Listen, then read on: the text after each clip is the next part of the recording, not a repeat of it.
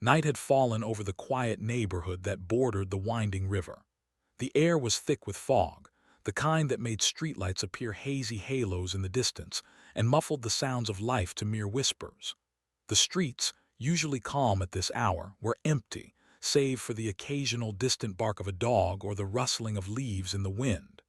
But tonight, that quiet was broken, not by the ordinary noises of the night, but by a frantic voice on a 911 call. 911, what is your emergency? The operator asked, her voice steady despite the chaos she had come to expect. There was a pause, a ragged inhale on the other end. Then, there's blood, a lot of it. I think it's a girl, she's, oh God, there's shoes floating in the water all over. The voice wavered, desperate and unsteady like a boat about to tip over in a storm. The operator typed furiously, her eyes scanning the screen for the location. She repeated calmly, "Ma'am, can you tell me your address?" The response was incoherent, fragments of words, panic, fear.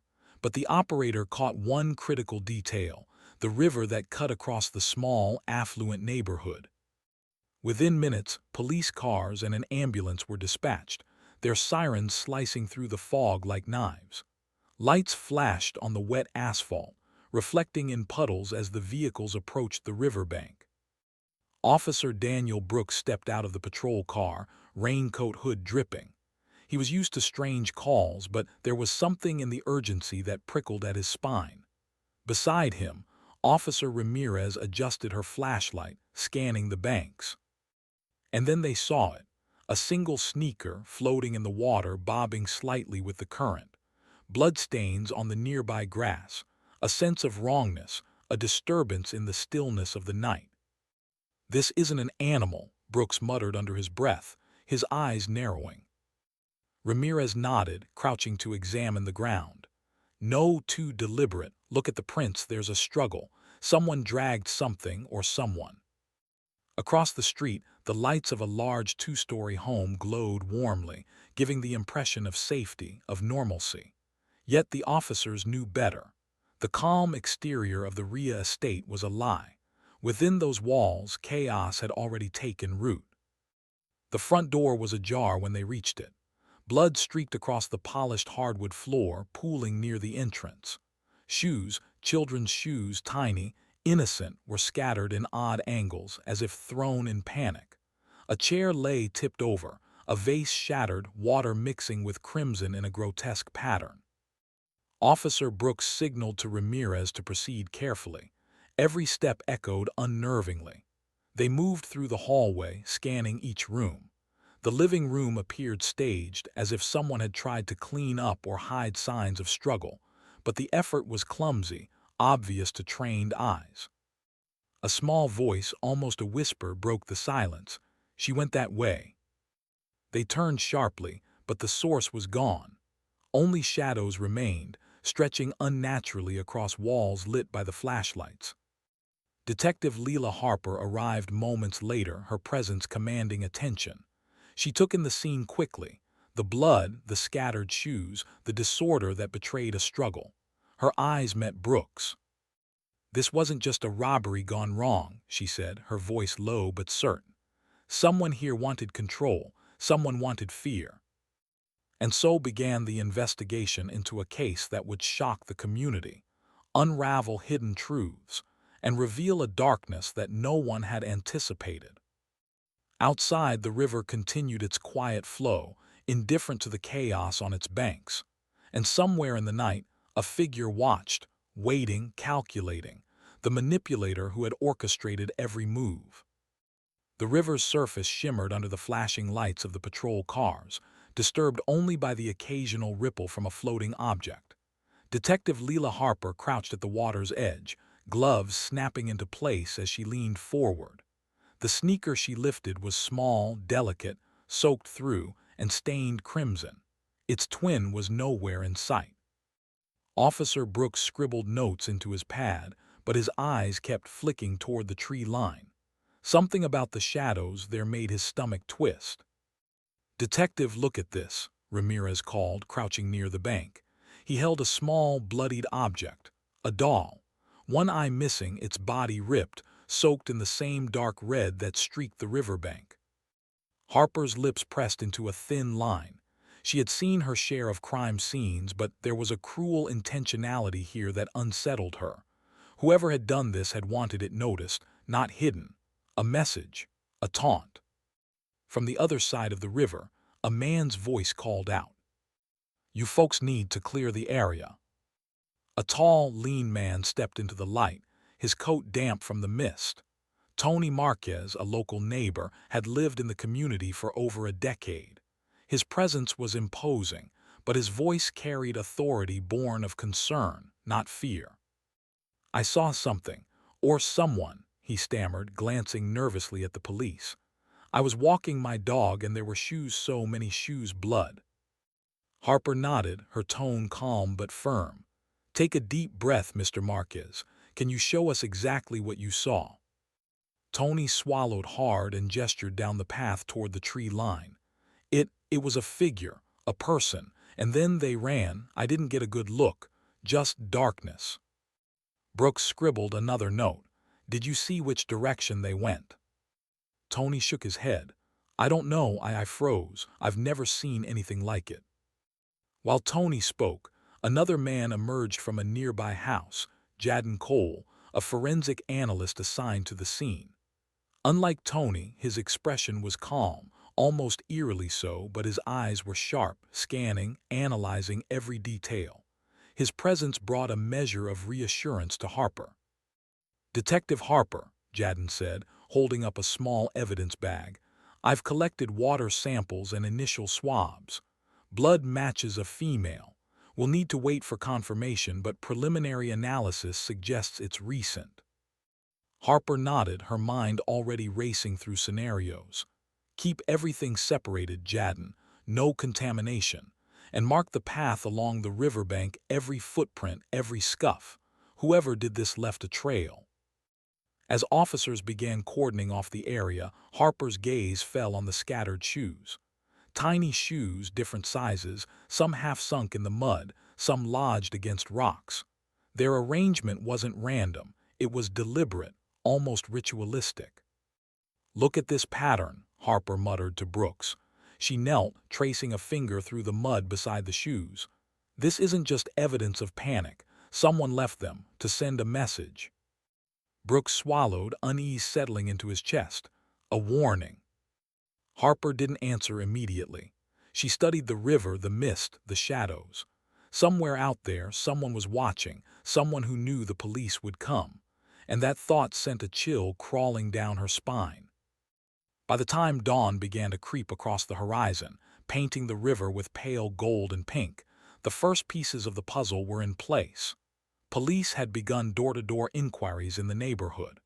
Witnesses, neighbors, and residents were interviewed, but no one had seen anything definitive, just glimpses, fleeting shadows, and an overwhelming sense of fear. Inside one house, Harper found a crumpled note soaked by the night's mist but legible enough. "I see everything," it read, "nothing else. No signature, no demand, just those 3 words." Outside, Tony and a few neighbors gathered near the cordon tape, whispering among themselves. Some glanced nervously at the river, others at the officers, each unsure of what horror had unfolded. Harper approached Tony. "Did you notice anything unusual in the days leading up to tonight?" she asked. "People coming and going, sounds, anything at all?" Tony shook his head. "No, everything seemed normal, too normal maybe." He rubbed his temples. "It's like it came out of nowhere." Jadden, meanwhile, collected the final samples along the muddy riverbank, his eyes flicking constantly toward the trees, toward the shadows that seemed alive in the early morning fog. Harper stepped back, surveying the scene as the first rays of sunlight broke through. The river, still and quiet, seemed almost innocent in the light of day, yet she knew better. Beneath its surface, beneath the calm, the story of what had happened tonight had already begun to unfold, and the darkness that had orchestrated it was still out there, watching, waiting. Detective Harper returned to the station, the weight of the river seen heavy on her shoulders. The fluorescent lights hummed overhead, casting a sterile glow over the rows of desks, evidence bins, and maps pinned with pins and strings. It was impossible to shake the image of the shoes in the mud, their small, bloodied shapes etched into her mind. Jadon Cole followed behind, carrying evidence bags, his gaze distant, thoughtful. "Detective, the lab results from the water samples are preliminary but consistent. There's a high likelihood the victim was alive when placed in the river. And DNA from the doll matches a local child's belongings reported missing 6 months ago." Harper froze, the words landing like a hammer. 6 months, a child. Her hands tightened around the edge of the counter. 6 months, that's a long time, and no one noticed. Jadon shook his head. The family moved, apparently. No reports filed recently. The system failed them. Harper's jaw clenched. The frustration and anger simmered beneath her calm exterior. She pulled out a large map of the town and began marking locations. Every tip, every sighting, every trace along the river. Each mark, each line, was a thread in a tapestry of darkness that someone had woven deliberately. Meanwhile, at the riverbank, Tony Marquez walked the area again, retracing his steps in the early morning light. He was jittery, anxious, speaking to himself as he walked. The neighborhood was quiet, too quiet, and he could not shake the feeling of being watched. "You saw it, right?" he muttered to himself. "You know who it was. I know you saw me watching." A sudden movement in the underbrush made him freeze. Just a rabbit darting into the brush. But his heart pounded as if the animal had been a predator, as if the shadows themselves had eyes. Back at the station, Harper convened a meeting with her team. The room smelled faintly of coffee and disinfectant. Brooks, Ramirez, and a few other officers gathered around, waiting for direction. "We have a pattern forming," Harper began, her voice low but firm. "The shoes, the dolls, the note, this is deliberate. Someone wants to be seen, wants to control the narrative." Officer Brooks frowned. "You think it's a single person or more?" Harper shook her head. "Right now, it's hard to say, but whoever did this is careful, intelligent, and obsessed. That much is clear." Jadon stepped forward. "We've cross-referenced missing persons reports for the last 2 years. There are similarities, disappearances along the river, unexplained incidents, all minor and dismissed by authorities. This might be part of a larger pattern." The room fell silent.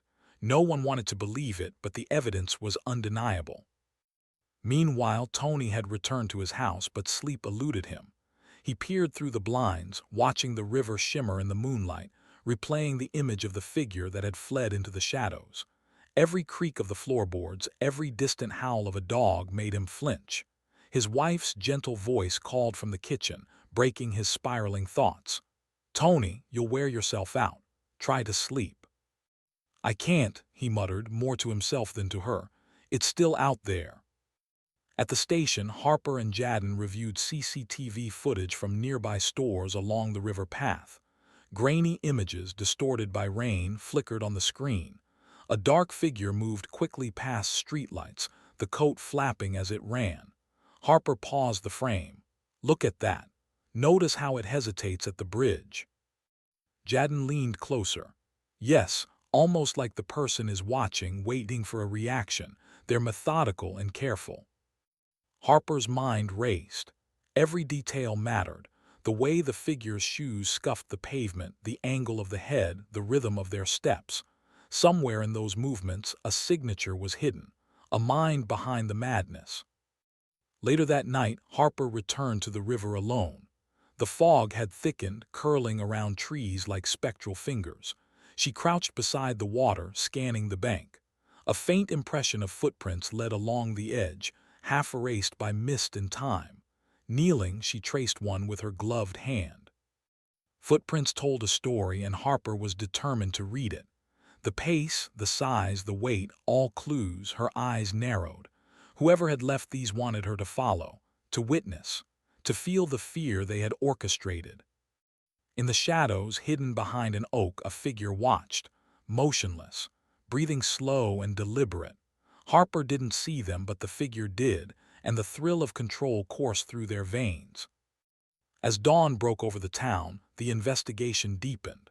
Leads had emerged, and questions piled up faster than answers. Every witness, every neighbor, every piece of evidence hinted at a darkness larger than anyone could imagine. And Harper knew, with chilling certainty, that the river had only revealed the beginning. The lab smelled of antiseptic and ozone, a sterile white room humming with fluorescent lights. Harper and Jadden watched as the forensic team examined the items recovered from the riverbank. Tiny threads of fabric clung to the mud-caked shoes, and a faint residue of paint clung to a doll's hair. Every detail, no matter how small, mattered. Dr. Lang, the forensic specialist, held up a magnifying glass. These fibers are unusual, synthetic but not commercially available, possibly custom-made, and the paint old but deliberately applied. Someone is leaving markers for us. Harper leaned closer, her eyes scanning the evidence. Markers, you think this is a game? Lang nodded slowly. Or a message. Whoever did this knows forensic methods. They expect us to find this. They want to be noticed, perhaps even admired for the complexity. Jadden rubbed his temple. Which makes them dangerous. Obsessed people with a taste for control. They rarely make mistakes, but when they do, it's catastrophic. As they spoke, Harper's phone buzzed. A text appeared, "Stop looking, or next time it will be worse." Harper's stomach turned. The number was untraceable. The message, short and deliberate, carried a weight she couldn't ignore. Someone was watching. Someone was daring them to continue. Later that evening, Harper and Jadden returned to the river. The fog had thickened, rolling in thick waves, making everything look otherworldly. They walked along the edge carefully, boots crunching on frostbitten mud. "Why here?" Harper murmured. "Why the river?" Jadden's voice was low. "It's symbolic. Control, concealment, release, or maybe just a convenient hiding place. But there's a message in the location, too. They want the scene to be discovered eventually. They want attention." As they reached the bridge, Harper noticed something strange. A faint glint of metal under a pile of leaves caught her eye. Kneeling, she brushed it aside to reveal a small, intricately carved key, rusted at the edges but clearly intentional. "This isn't random," Harper muttered. "Someone left this for us." Jadden crouched beside her. "A clue or a trap?" They examined the key carefully. It was old-fashioned, like something from a jewelry box or a diary lock, but its presence at the river's edge was deliberate. Meanwhile, Tony Marquez's paranoia had escalated. He paced his living room, his eyes darting toward the blinds every few seconds. Shadows in the corners seemed to stretch longer, darker. He heard knocks at the door, soft, deliberate. But when he opened it, no one was there. Just the faint echo of footsteps retreating into the night. "I know you're there," he whispered, pressing his face against the window pane. "I know you're watching. I see you." At the station, Harper and Jadden returned with the key. Brooks and Ramirez gathered around as Harper laid it on the table. "This was left for us," she said. "It's a warning, yes, but also a challenge. Whoever did this wants us to follow, to dig deeper. But why?" Ramirez frowned. "Because they think they're untouchable. They believe they're smarter than us. And maybe they are." Hours later, Harper returned to her apartment exhausted. She leaned against the door, trying to shake off the creeping dread. As she unpacked her coat, she noticed a small envelope on her kitchen counter. No stamp, no markings. Inside was a Polaroid photo. The river, taken from across the street, with a figure standing in the shadows, barely visible but unmistakably watching her. Harper's breath caught. "They're close," she muttered, "too close." The next day, the detectives discovered a breakthrough. The DNA from the doll's fibers matched not just a missing child, but a series of unsolved cases spanning 5 years. All the children disappeared under strange circumstances, and none had been traced. "This isn't random," Harper said, her voice tight. "It's a pattern, and it's getting worse." Jadden stared at the screen.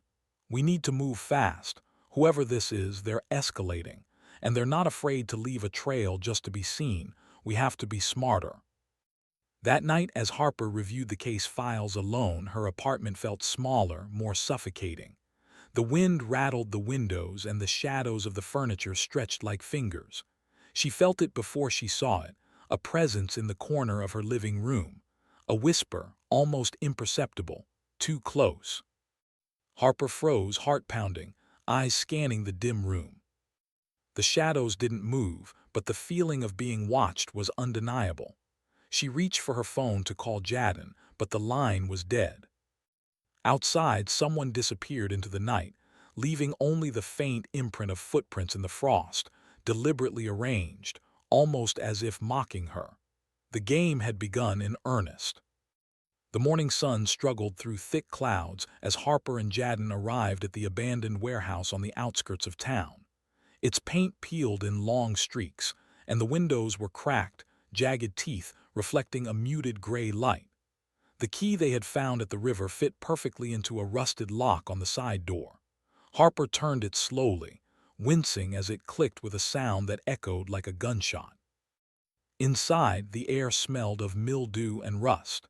Dust motes danced in the beams of their flashlights, and the faint scurry of rats echoed in the corners. Every creak of the wooden floorboards made Harper's heart jump.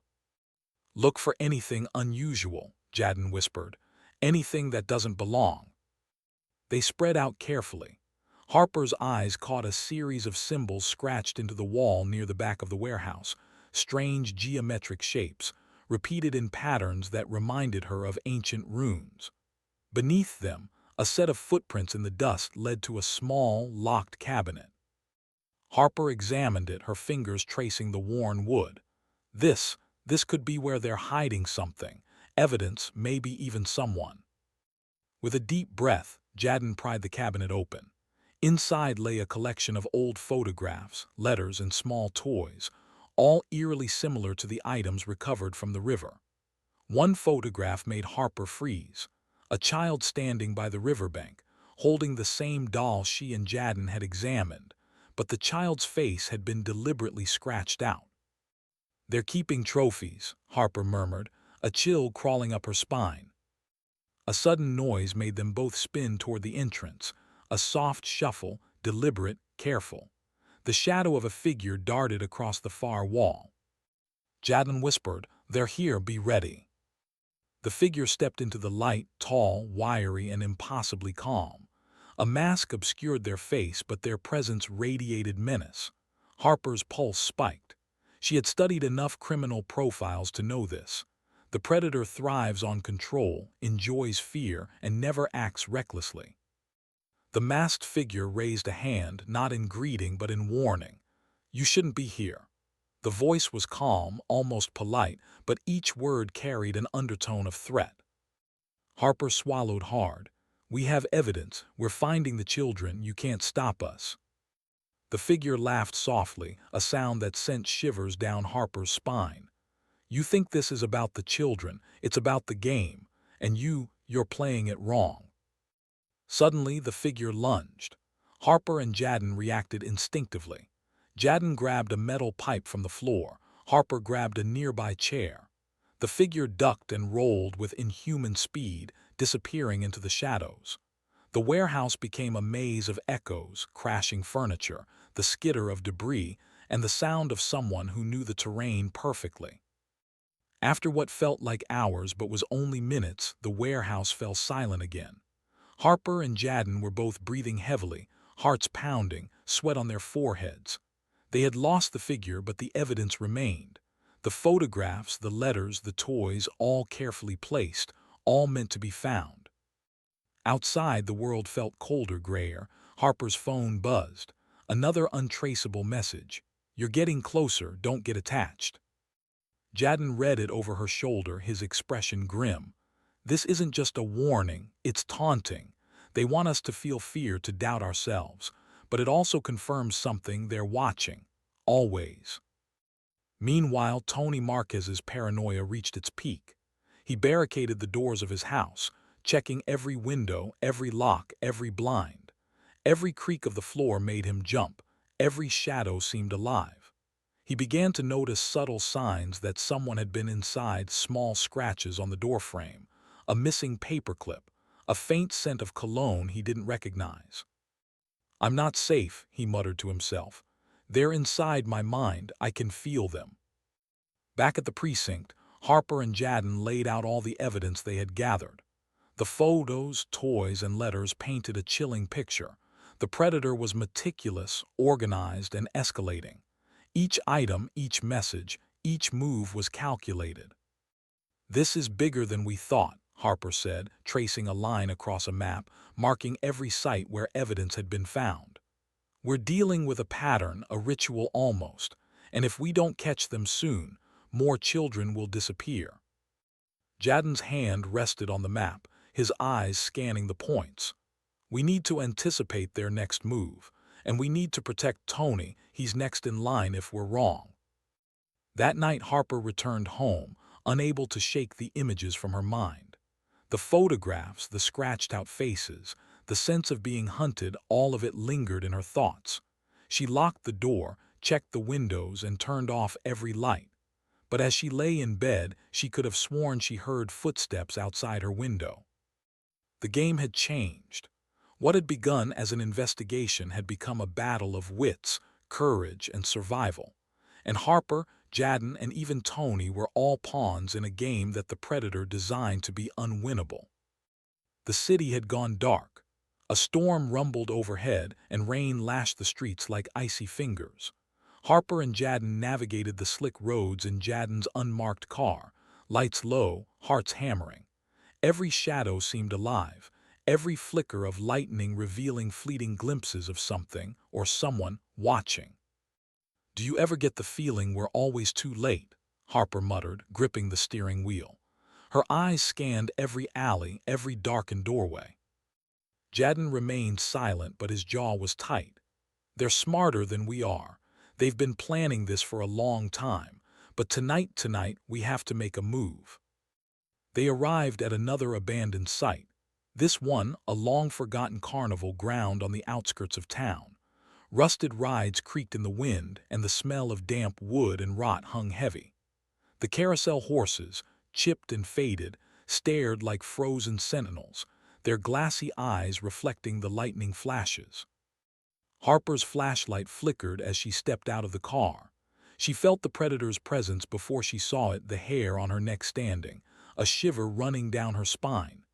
Jadden followed her, both of them tense, scanning for movement. A faint laugh echoed from the shadows, low, mocking, deliberate. Harper raised her voice. "We know you're here, stop hiding."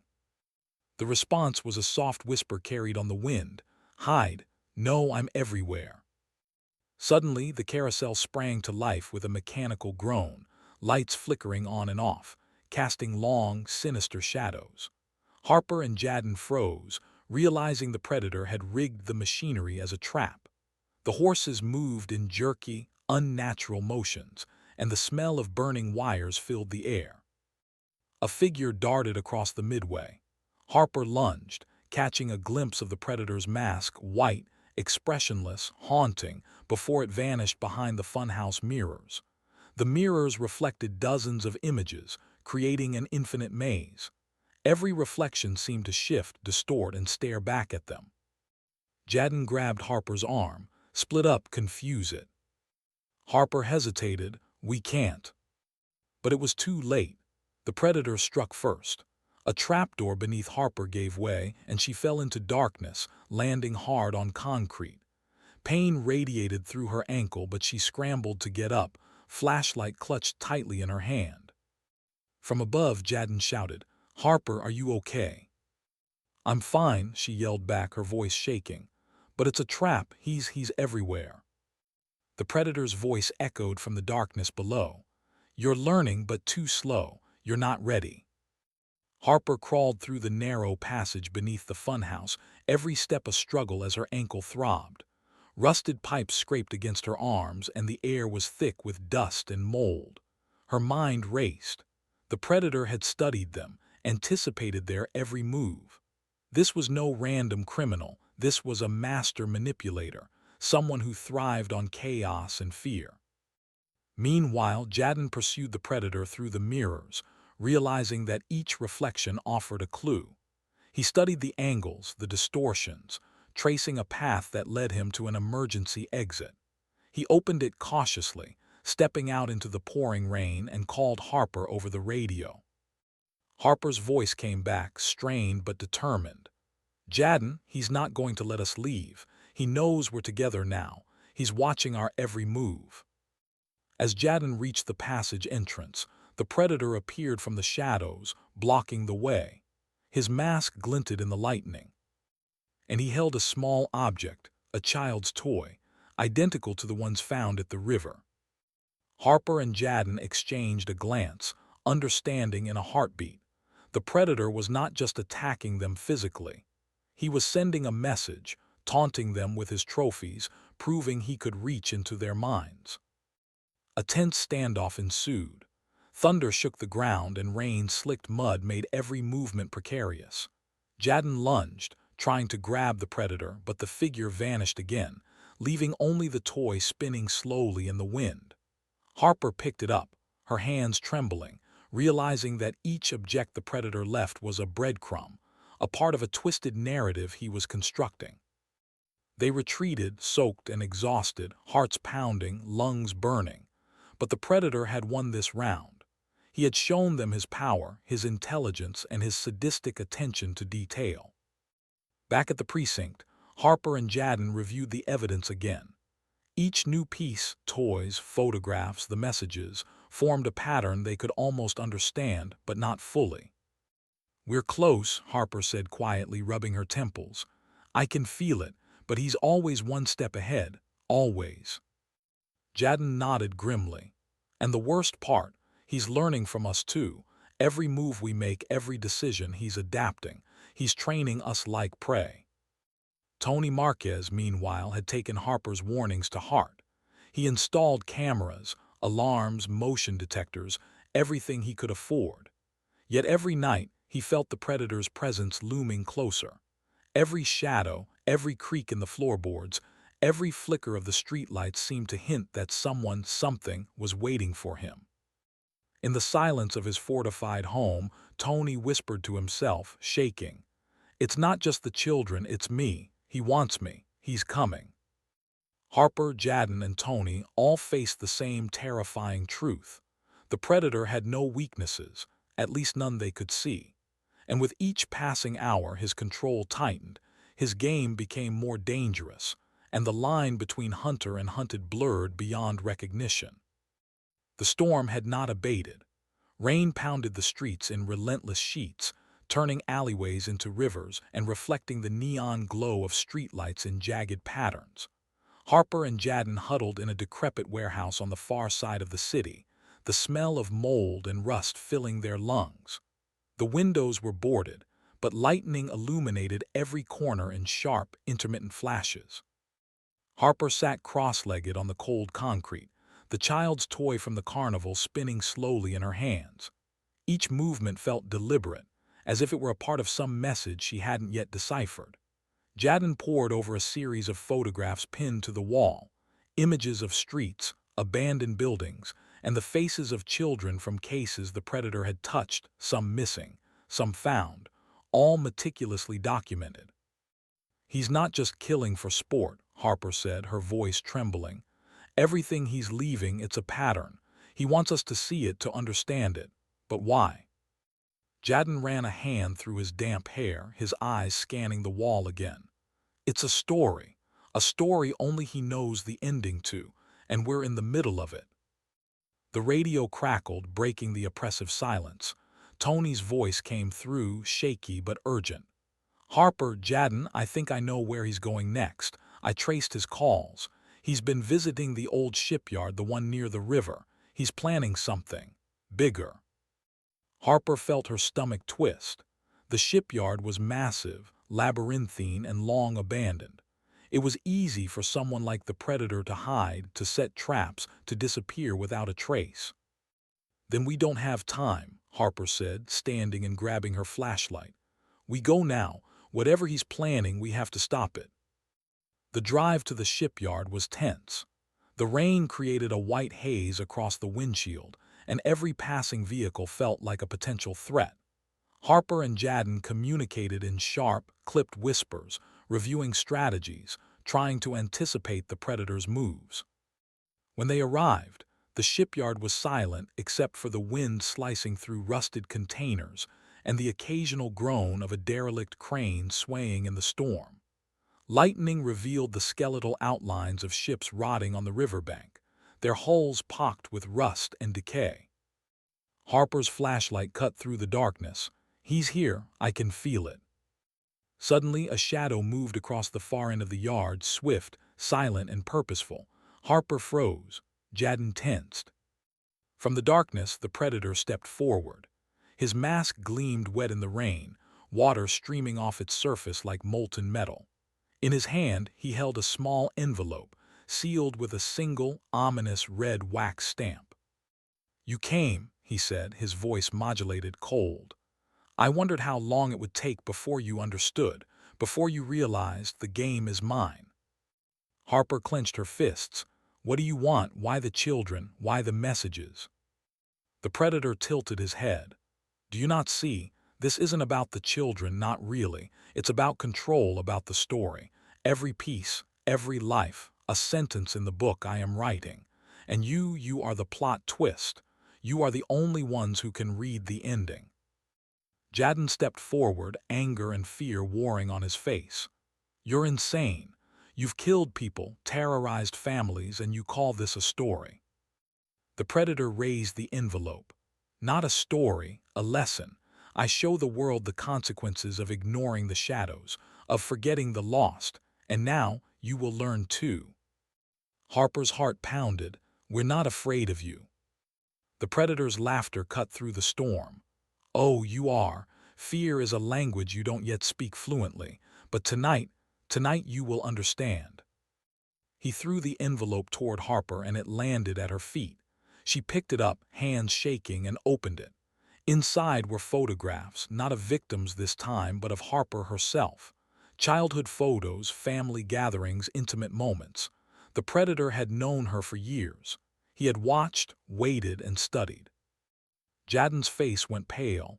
"He's been planning this forever. He knows us. He knows everything." Harper swallowed, heart racing. The storm outside became a blur as realization sank in. The predator was not random. He was personal. He had chosen them, chosen her. A sudden movement drew their attention. A figure darted from the shadows, and Harper instinctively raised her weapon. The predator vanished again, leaving only a chilling whisper. "The story is just beginning." The wind howled as the rain intensified. Harper and Jadden stood frozen, adrenaline and fear merging into a singular, primal awareness. They were inside the predator's game, and the game was far from over. The envelope in Harper's hand felt heavier than any weapon.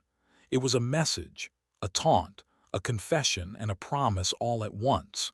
They knew they had to follow the trail, no matter where it led, even if it meant confronting the predator face to face in his own twisted theater. Tonight, the predator had revealed his hand, and the chase, the nightmare, the story, all of it, was about to reach a point of no return. The storm had passed by the time Harper and Jadden returned to the precinct, but the city felt heavier, drenched in the aftertaste of rain and dread. Every street seemed sharper, every shadow more sinister, as if the predator's presence lingered in the air like smoke. Harper held the envelope close to her chest, the photographs inside now spread across the cold, fluorescent-lit desk. Each image was a snapshot of her life. Birthday parties, family dinners, quiet moments in her apartment, all meticulously documented. Jadden paced back and forth, mind racing. "He's been watching us for years. Every step we've taken, he knew about it, and we're only seeing a fraction of what he knows." Harper nodded, jaw tight. "He wants to scare us, make us feel helpless, but he made one mistake. He underestimated how far we'd go to stop him." They began compiling everything they had gathered: reports, photographs, victim profiles, locations of previous attacks. into a massive digital map. Street layouts, CCTV footage, and timestamped evidence were overlaid, creating a visual web of the predator's movements. Harper's fingers flew over the keyboard, connecting dots, highlighting patterns, searching for the invisible thread that tied it all together. "This isn't random," Harper said, eyes scanning the map. "Every site he's been to, there's a purpose. And it's not just about terror, it's symbolic. Each location corresponds to a memory, a message, something personal he wants to deliver." Jadden leaned over the screen. "So he's predictable in a way, even chaos has structure." Harper's gaze hardened. "Exactly, and if we can decode his structure, we can anticipate his next move." Hours passed, the office lights dimmed. The rain outside had turned into a light drizzle. But neither of them noticed. Their focus was total. Maps were covered with pins and annotations, photographs stacked in organized chaos, and scribbled notes littered the desks like fragments of a madman's diary. Finally, a breakthrough came. Harper pointed at a cluster of points on the river's edge. "Look, every time he's attacked, there's a pattern: distances, angles, proximity to water. He's repeating a route, and if this continues, his next target will be here." She highlighted an abandoned apartment building near the docks. Jadden's breath caught. "We can't just wait for him to strike. We need to act before he completes his sequence." Harper nodded. "We set a trap, but it has to be precise. One mistake and—" her voice trailed off, the weight of possibility pressing down. They prepared for the operation with military precision. Surveillance cameras were installed in the surrounding streets, backup officers were strategically stationed, and Harper and Jadden rehearsed entry points, escape routes, and communication protocols. Every detail mattered. Every contingency was considered. Hours later, under the cover of night, they moved in. The city was eerily quiet, as though it sensed the impending confrontation. Fog clung to the streets, swallowing the faint glow of streetlights and muffling the sound of their steps. Harper and Jadden approached the abandoned building, weapons drawn, senses heightened. Inside, the air was thick with dust and decay. Broken furniture and shattered glass littered the floors, and the faint echo of dripping water created a rhythm that set their nerves on edge. Every creak of the floorboards, every rustle in the shadows, made them flinch. Then from the darkness, a flicker of movement caught Harper's eye.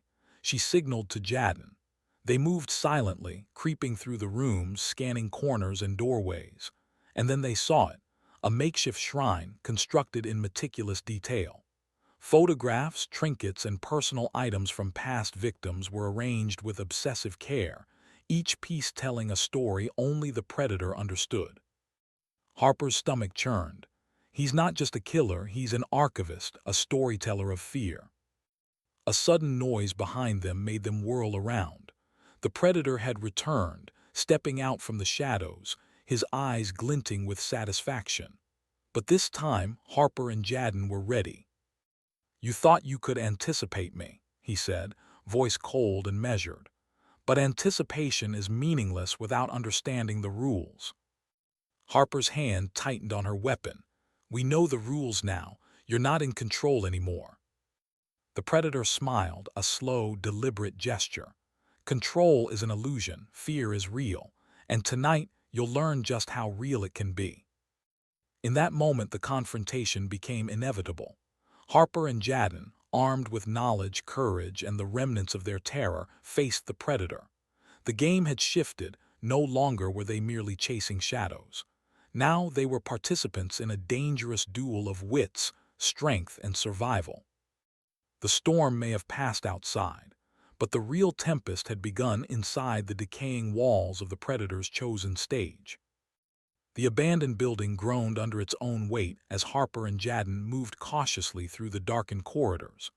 The only light came from the pale glow of the moon filtering through broken windows, casting long, fractured shadows that danced along the walls. Every step seemed amplified in the silence. The air was thick with dust, decay, and a tension so palpable it pressed against their chests. Harper's heart pounded, but her mind was razor-sharp.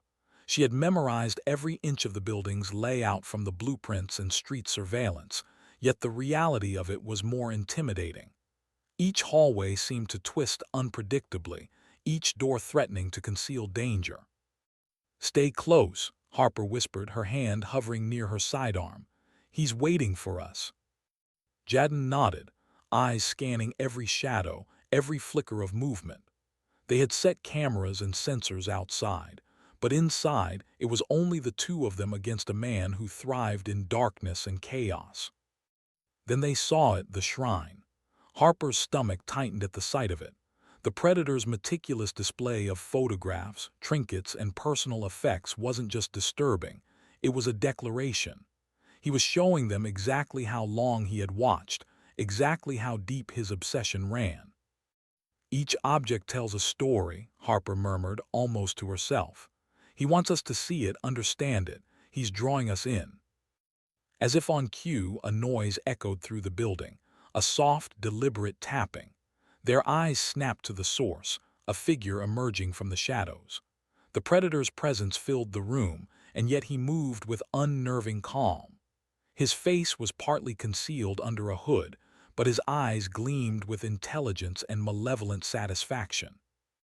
"You've come," he said, voice low and chilling, "just as I hoped." Harper's hands clenched. "You've underestimated us. We're not just victims anymore." The predator tilted his head, studying them like one might study pieces on a chessboard. "No, you're much more interesting now. Fear sharpens you, makes you more alive. But tell me, do you really understand what you're walking into?" Without warning, he lunged, not violently, but with a calculated precision that forced Harper and Jadden to react instantly. The predator's movements were measured, almost ritualistic. Every step, every glance, every gesture seemed designed to provoke, to test their nerves. Harper and Jadden responded as they had trained, working in silent synchrony. They circled, blocked, advanced, each movement mirrored and countered. It wasn't just a physical confrontation, it was psychological. The predator thrived on fear, and he sought to dismantle their confidence with words, gestures, and the constant reminder of his omniscience. "You can run," he whispered, stepping closer, "but you can't escape. Every choice you make, every corner you turn, I've already seen it." Jadden's hand shot out, knocking a stack of photographs off a table. The predator froze for a heartbeat, then smiled, a small, almost imperceptible curl of his lips. He wanted them to panic. He wanted them to falter. But Harper remained steady. "We've studied you," she said, voice firm. "We know your patterns, your obsession with control, your compulsion to create, your need to be seen. You've made mistakes, and we're exploiting them." The predator's eyes narrowed, a flicker of irritation passing across his otherwise impassive face. "Clever, but not enough. You're still playing my game." Suddenly, the predator vanished into the shadows, and the building erupted with chaos. Alarms from their planted sensors screamed, lights flickered on, and the air seemed to vibrate with anticipation. Harper and Jadden split, covering entrances, moving silently but urgently through the corridors. The predator's traps became evident. Motion sensors, hidden compartments, and strategically placed obstacles slowed them, but each challenge also revealed more about him. His obsession with control, his meticulous planning, and his psychological manipulations. At one point, Harper discovered a wall of monitors, screens showing live footage of their movements within the building. He had anticipated their every step, or at least he thought he had. Harper's mind raced. If we can disrupt his surveillance, we might gain the upper hand. Jadden quickly disabled the main power line, plunging the building into darkness. Only the moonlight and occasional flickers from emergency lighting remained. The predator hissed in frustration, clearly rattled but still dangerously composed. Then came the confrontation. Harper and Jadden cornered him in a large, crumbling room at the top of the building. Dust hung in the air, caught in the beams of their flashlights. The predator stood alone, calm, almost regal in the midst of chaos. "This ends now," Harper said, voice steady despite the adrenaline surging through her. "You can't hide behind fear anymore. You're not untouchable." The predator laughed, a low, chilling sound that echoed against the decaying walls. "Untouchable, perhaps, but the mind is my domain, and even now you're walking the path I laid out. You think you've turned the tables, but it was always part of the story." A tense silence followed, each second stretching impossibly long. Harper and Jadden exchanged a glance, silently confirming their plan. They moved in together, forcing the predator into a corner. The man's calculated confidence began to crack under their relentless, coordinated pressure.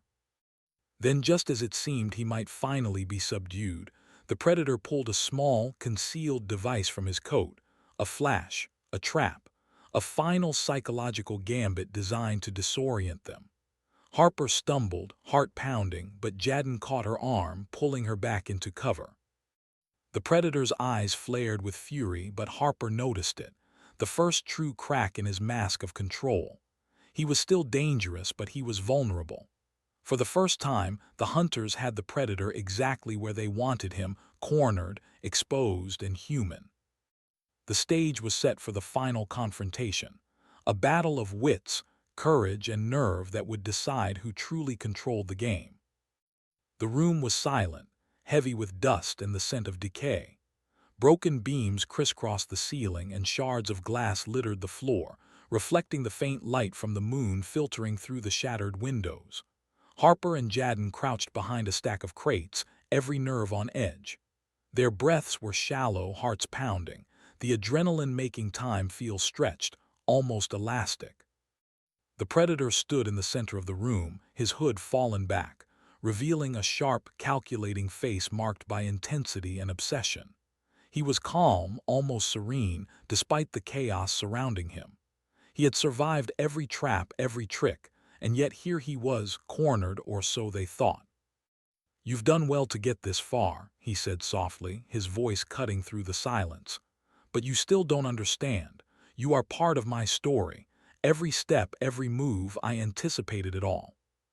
Harper tightened her grip on her firearm, though she had no intention of firing unless it became necessary.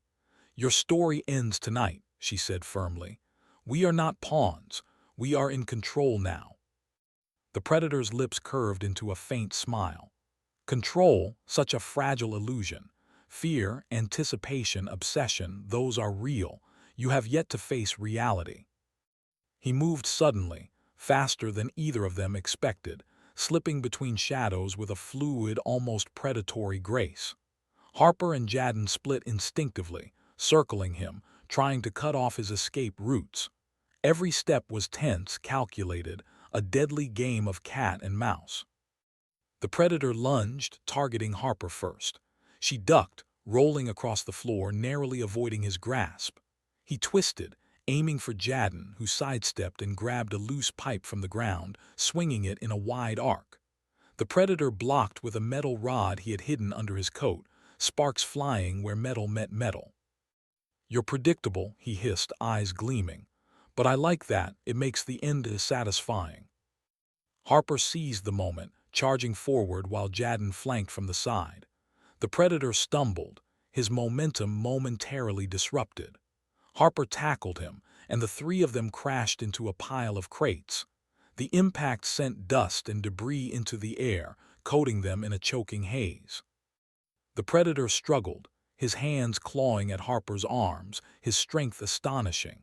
But Harper and Jadden had trained for this. They coordinated silently, anticipating each other's moves, applying leverage and pressure in perfect tandem. "You won't break me," the predator spat, twisting sharply. But Harper held firm, her determination unwavering. "You're wrong, you've already lost." A sudden shift in the predator's expression caught Harper off guard, a flash of panic, quickly suppressed by his habitual calm. He reached into his coat again, but Jadden was faster this time, knocking the device from his hand. It skittered across the floor, harmless but symbolic, his psychological weapons neutralized. Breathing heavily, the predator looked between them, and for the first time there was hesitation. His obsession with control, with orchestrating every moment, had become his weakness. Harper saw it, the mask of invincibility cracking, revealing fear, frustration, and a strange admiration for their persistence. Harper stood slowly, forcing the predator to do the same. "It's over," she said. "We are not afraid of you anymore, and you won't hurt anyone else." He laughed, a low, hollow sound that reverberated in the ruined building. "Afraid? No, I'm fascinated. You've made this exhilarating." The predator suddenly lunged one final time, a desperate attempt to reclaim control. But Harper sidestepped, using his momentum against him, and Jadden tackled him to the ground. They pinned him, exhausting him physically and mentally, their combined strength proving unstoppable. Silence fell. Only the sound of their ragged breathing filled the room. The predator lay beneath them, restrained and defeated, his sharp eyes still gleaming with a dangerous, yet humbled intelligence. Harper looked around the room, taking in the remnants of his obsession: photographs, trinkets, carefully arranged displays. It was all evidence now, a window into the mind of a man who had believed himself untouchable. Jadden secured the predator's hands with zip ties, and Harper retrieved the discarded device, ensuring that no final trick could threaten them or anyone else. "You're done," Harper said firmly, her voice steady despite the adrenaline still coursing through her veins. "The game ends here. We take control now, for the victims and for yourself. You can either cooperate or face the consequences." For a moment the predator said nothing. Then slowly, almost reluctantly, he nodded. "Very well, you have bested me. But remember, the mind is a dangerous thing. Even now, even trapped, it still plays its own games." Harper didn't flinch. She and Jadden had won, not just by force, but through strategy, courage, and understanding the predator's psychology. They had turned the hunter into the hunted, exposed his weaknesses, and ended the terror he had inflicted. The room seemed to breathe a collective sigh of relief, as though the building itself recognized the end of a long, dark chapter. Harper and Jadden stood, looking at each other, exhaustion mingled with triumph. They had faced darkness, survived, and emerged stronger, sharper, and wiser. The predator was no longer a threat, not because he had been overpowered physically alone, but because his own obsession had been exploited, his illusions dismantled. The game was over, but the lessons lingered: vigilance, intelligence, courage, and the understanding that even the most meticulous mind could be undone.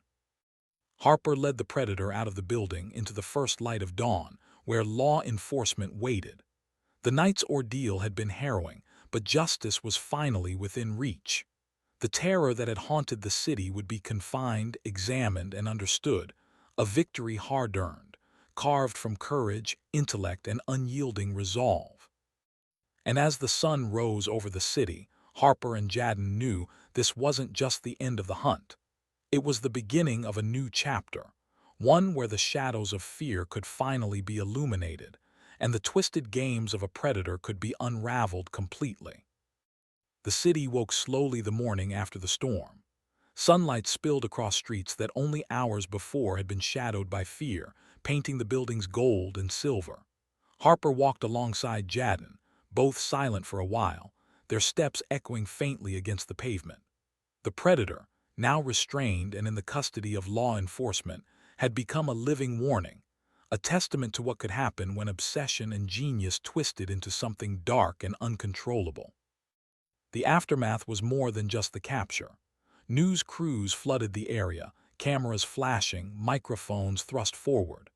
Victims' families gathered, their faces etched with relief, grief, and disbelief.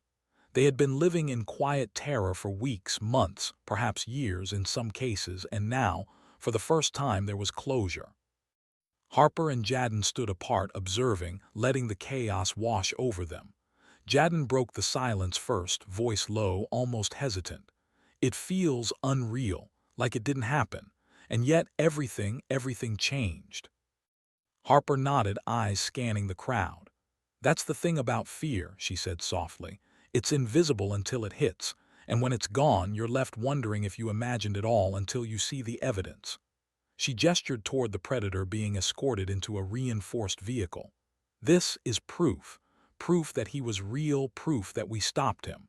But the scars, emotional, psychological, they're not as easy to see." Jadden let out a deep sigh, running a hand through his hair. "Do you ever think about them? The ones who won't get closure, the ones who didn't survive. We stopped him, but it doesn't undo the pain." Harper's jaw tightened, her mind flicking through the images she couldn't unsee. The rooms of obsession, the artifacts, the meticulous documentation of terror. "No, it doesn't. And that's why our work matters. Because stopping him is one thing. Making sure others are safe is another. Justice doesn't erase tragedy, but it prevents more." As the sun climbed higher, the city began its slow return to normalcy. Streets cleared, businesses opened, and life resumed, though not quite the same. The predator's shadow lingered in whispers, in cautious glances over shoulders. Indoors double-locked where they hadn't been before. Harper and Jadden were acutely aware that their victory was a temporary reprieve in a world that could always harbor darkness. Back at the precinct, paperwork awaited them: statements, evidence logs, interviews, and psychological profiles of the predator. Harper sat at her desk, eyes tired but focused. Each document was a reminder of the hours spent piecing together a puzzle that could have ended in disaster. She carefully cataloged each piece, knowing that every detail could be crucial in the coming trial. Jadden joined her, leaning against the doorframe, watching her work with quiet admiration. "You know," he said, finally breaking the silence, "people will call us heroes, but that feels weird. We just did what we had to do." Harper looked up, a faint smile tugging at her lips. "Heroes are just people who don't stop, that's all. They keep going when others would quit, and we kept going." The predator, in isolation, began the slow process of unraveling under scrutiny. Psychologists documented his behaviors, law enforcement dissected his movements, and the media tried to reduce him to a story they could understand. But Harper knew, better than anyone, that the mind of a predator was never fully explainable. His obsession had been his downfall, but also a chilling reminder of the human capacity for both brilliance and darkness. Weeks passed. Harper returned to the routine she had once found mundane: morning runs, late-night coffee at the corner diner, quiet evenings with a book she had long ignored. Yet everything felt subtly different. She carried the story in her mind, a weight tempered by resolve. She often found herself replaying the confrontation in her thoughts, analyzing choices, remembering the tiniest gestures, every flicker of the predator's expression. Lessons, she reminded herself, not regrets. Jadden, meanwhile, immersed himself in preventative work, speaking at community centers, educating about online predators, sharing his experience without revealing too much, turning trauma into tools for safety. Both of them had changed, sharper, more vigilant, more empathetic toward those living in fear. One evening, as the city lights flickered to life and the first stars appeared in the sky, Harper walked alone along the riverbank where the predator's reign had begun. The water lapped gently against the shore, a stark contrast to the violence it had witnessed. She closed her eyes, breathing in the crisp night air. The predator was contained, justice in motion, and the victims had their answers. Yet she understood something fundamental. The world would always have darkness, and the true measure of courage was not the absence of fear, but the refusal to be paralyzed by it. A soft breeze carried the scent of damp earth and city life. Harper opened her eyes, seeing the horizon tinged with the promise of a new day. She knew that tomorrow and the days after would bring new challenges, new shadows. But for now, the city breathed easier, and she had faith in the resilience of humanity. In the end, that faith, that vigilance, was what made the difference. Harper turned, walking back toward the city lights, where Jadden waited. Together, they would continue to stand between the ordinary world and the extraordinary darkness that lurked just beneath the surface. The predator's story had ended, but their mission, their watchfulness, their courage would endure.